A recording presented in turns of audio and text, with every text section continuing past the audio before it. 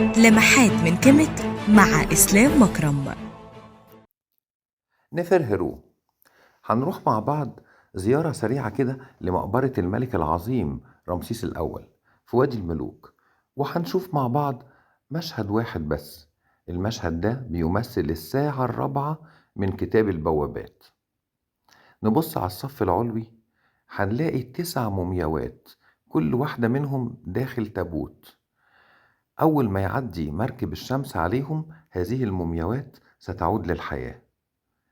الصف السفلي ثعبان ضخم في حفرة ملفوف حوالين نفسه أكتر من مرة، وبيمثل عدد لا نهائي من الساعات.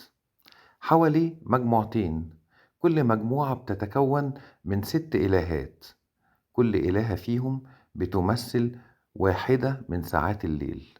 يعني ال12 إلهة دول هما ال12 ساعة من ساعات الليل، اللي هي بتمثل رحلة الشمس من الغروب إلى الشروق في اليوم التاني، يعني البعث وعودة رمسيس الأول للحياة.